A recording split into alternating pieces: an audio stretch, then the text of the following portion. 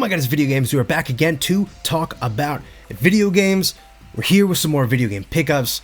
I'm here at the webcam again, and just a fair warning right off the bat, the webcam does not like to focus in on the video game, and with my virtual background here, it likes to just immediately take everything out, so hopefully we don't run into some difficulties here trying to present these video games here, but hey, we'll roll with the punches.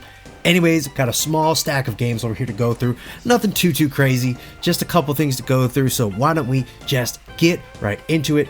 And first up here, we have a game for a console that, you know what, I've never had any games for before, so something kind of new and kind of fun, and that is none other than Tempo Junior for the Game Gear.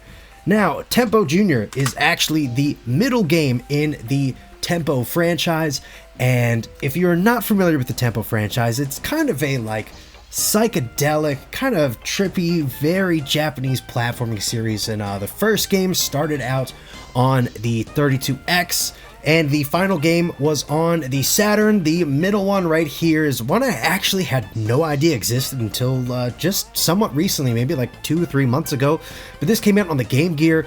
And you know what? It's not bad. It is a serviceable little platformer here for the Game Gear, and actually kind of in a couple ways inadvertently kind of sidesteps some of the issues with the original game by virtue of it being on the Game Gear. So in the original game on the 32X, it's kind of known for its standout visuals and its kind of crazy trippy backgrounds and stuff like that.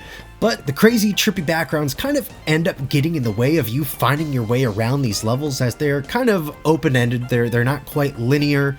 You definitely have to explore, but there are definitely times where not having different backgrounds and trying to make your way through these kind of large non-linear levels becomes a bit confusing.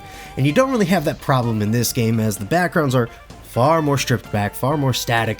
Because it's a much smaller game and the levels are much smaller, it just ends up being a slightly more straightforward and enjoyable platforming experience. At least that's how I felt about it playing through it. But yeah, fun little game in the Tempo series. I picked this one up for just under $40, which is a little much, but I wanted to pick this one up because I intend to do something with the Tempo series at some point. I want to give it the series a review, and I typically try to own the majority of the games I review as kind of like a good faith kind of gesture of like, hey, I like this game enough to review it, and to show you how much I like it, I at least will say that I own it to prove to you that I enjoyed enough and will sit here and stand for it. But yeah, that is Tempo Junior on the Game Gear. Nice little platformer if you've got some free time, if you've never even played any of the Tempo games. This is not a bad one to jump in with, and it's for the Game Gear.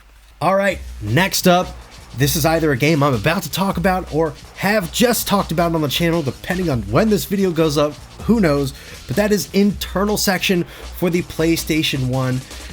This is a very unique and interesting, it's a shooter, but it is really just a experience of art and visual and sound. It really is a unique game all on its own that really is just the culmination of amazing music, very trippy but awesome and intense graphics on the PlayStation 1, and quite addictive arcadey gameplay. It is very much just this tube shooter. You're flying through these trippy tubes, and they're just throwing waves and patterns of enemies at you. It's very much Tempest or like Galaxian or Galaga, kind of rooted in that, but very trippy, very cool. Music is excellent. It's kind of like this ambient drum and bass and electronica, very late 90s. I love it.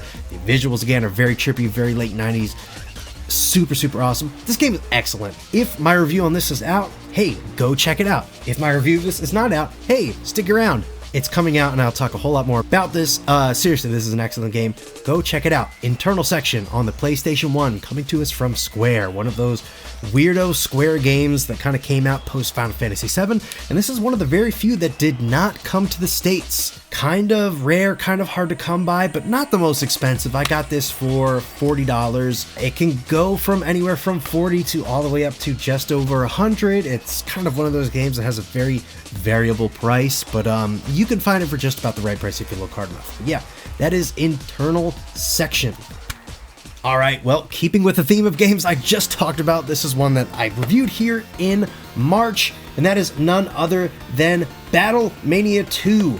Now, of the two Battlemania or troubleshooter games, this is absolutely the one to own. It is a fantastic shoot 'em up on the Genesis, probably one of the best on there. Again, very unique. So, kind of the premise here in Battlemania, if you've not checked out my review, which, hey, you absolutely should. I spent a lot of time on that video and I think it turned out really well. But the kind of gimmick in this game is that you have two pilots, one that shoots kind of to the left and one that shoots to the right, and you can kind of control one of them to shoot in either direction, and it makes for a really interesting shoot 'em up, and it definitely takes advantage of that, as enemies will come at you from both sides and you can really work with that, and the levels are really fun. Graphically, this game looks fantastic. It does some really crazy things with some really big bosses and just some really fun levels that scroll both horizontally and vertically, so it kind of takes advantage of both types of shooters. It's really, really fun. Music in this game is fantastic. The Stage 1 theme is an absolute classic, very much reminiscent of like the DuckTales Moon theme. It'll probably be playing in the background right now as I'm talking about this game, but yeah, Battlemania 2, fantastic, underrated shoot 'em up. This only came out in Japan. This right here, oh, see, there we go, I'm phasing in and out in the background. This right here is a translated reproduction cart that I got for just under $40. I think it was $35. Totally worth it. Amazing shoot 'em up. Great tongue-in-cheek humor, very self-aware. Fantastic game. If you're a fan of Dirty Pair or like Gunsmith Cats, that kind of like action comedy anime, the writing in this is right up your alley. Very much inspired by the likes. Fantastic shoot 'em up on the Genesis. Yeah, Battlemania 2. Can't go wrong with this one. Alright, and last up here, I'm never beating the Gooner Gamer allegations with this one, but this is a series I love. I don't care what people think. Dead or Alive 2, or Dead or Alive Extreme 2 for the 360. I love the Dead or Alive Extreme volleyball games. They're dumb, they're fun, but they're simple. And they're relaxing, and that's exactly the point of these games, honestly. And these are just like the perfect type of games that you come home after work and you just throw on for like 30, 40 minutes, you play a little bit, you relax, you unwind because you're on the beach, and the music's really nice, and the view is really nice, and it's got a very nice like Fruitiger Arrow aesthetic that I really enjoy. Like early 2000s, like beach vibes, beach levels and stuff. I love that shit. That's like super up my alley. It's super nostalgic. It just looks great. And these games are really fun. Honestly, the volleyball in these games has like just the right amount of depth to it.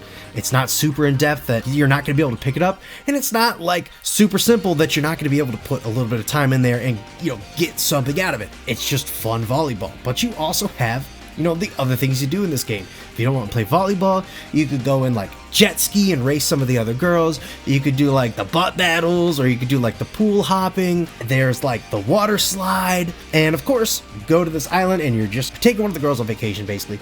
And you're, trying to give her gifts, trying to make her friends with the other girls and do all these different things. You can gamble. I also gotta say, the music in this game is surprisingly good. This is, I think, one of the few DOA Extreme games where they actually license music out, and it's just wonderful, like, early 2000s pop hits. Like, you got, like, some, like, Baha Men on there, a couple other tracks. There was one that came on, and I was like, oh, this is kind of like some nice, like, pop rock from the early 2000s. And this is kind of a bop. Who is this? And it was fucking Hilary Duff. And I'm like, there's no way in 2026 I'm over here jamming out to some Hilary Duff in DOA Extreme 2. But sure enough, here we are. Fun game.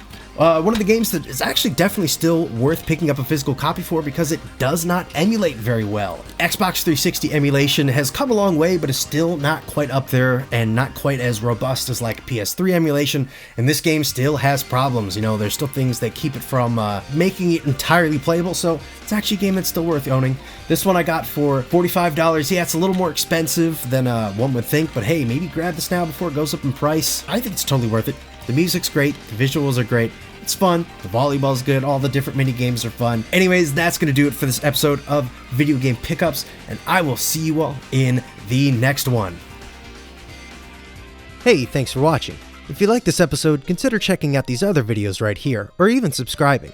Also, if you'd like to throw me a couple of bucks, you can support the show on Patreon.